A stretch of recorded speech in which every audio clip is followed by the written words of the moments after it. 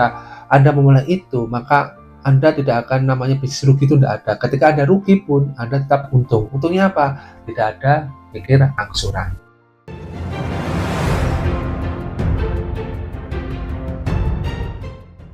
Assalamualaikum warahmatullahi wabarakatuh, dan terus bergerak. Perkenalkan, nama saya adalah Muhammad Adi Susilo, owner dari Diraker Semarang. Diraker ini berawal dari Dima Laundry 15 tahun yang lalu, yang awalnya ini ada bisnis rumahan yang hanya sekedar hobi untuk istri untuk meluangkan waktunya. Sedangkan saya sendiri adalah bekerja atau punya usaha di bidang jasa trucking atau sewa truk untuk mengangkut barang dari pabrik ke kota-kota besar di Indonesia. Setelah usaha kami bangkrut, maka saya pribadi ada kepikiran untuk masuk ke dunia laundry dengan tidak punya ilmu sama sekali. Jadi saya nggak punya ilmu sama sekali untuk ilmu laundry itu. Maka saya awali yang pertama adalah membuka cuci spring bed. Tentunya belajar dari YouTube dan lain-lainnya. Tapi tentu itu tidak membantu karena yang dibutuhkan adalah improvisasi bagaimana membangun usaha itu yang benar dan tentunya tidak merugikan konsumen. Dari awal, dari spring bed, cuci sepatu, dan sampai sekarang Diraker telah tumbuh di layanan jasanya, mulai dari cuci sofa, spring bed, karpet, sepatu, stroller, home cleaner, general cleaning, poles lantai, dan salon mobil. Membangun bisnis Diraker itu berawal dari modal nggak salah itu ada 30 jutaan di tabungan. Setelah nonton YouTube dengan keyakinan pasti bisa.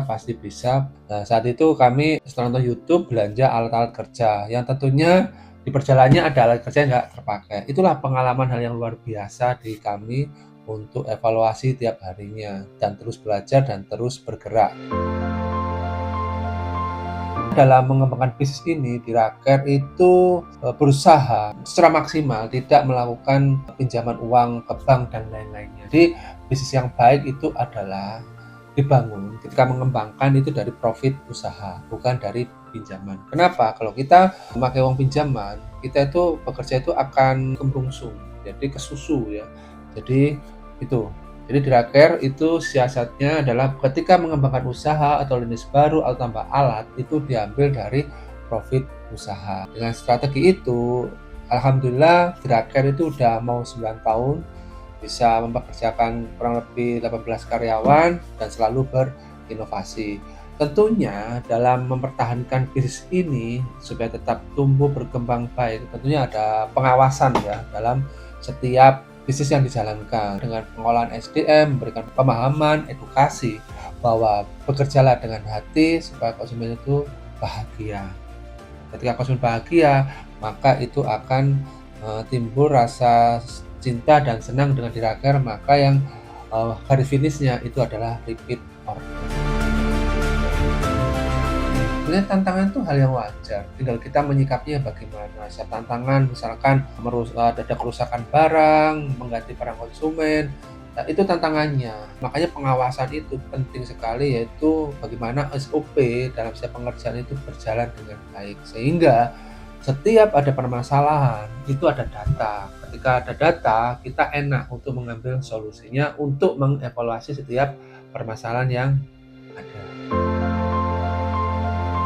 Inovasi untuk mengembangkan bisnis ini adalah terus bergerak. Makanya Diraker itu terus bergerak itu tujuannya adalah selalu berinovasi dengan zaman. Nah, mungkin orang berpikiran, ngapain sih laundry itu ada orang tim konten kreator dan lain-lainnya.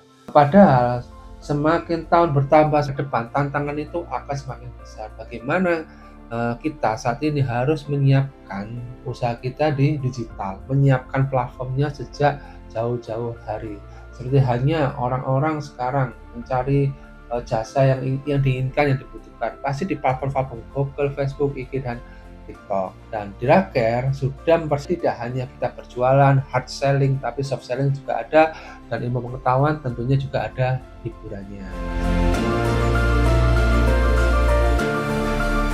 Motivasi yang terbaik untuk kita adalah bahwa sesuatu hal yang kita mulai harus kita akhiri, tapi tidak ada kata tamat.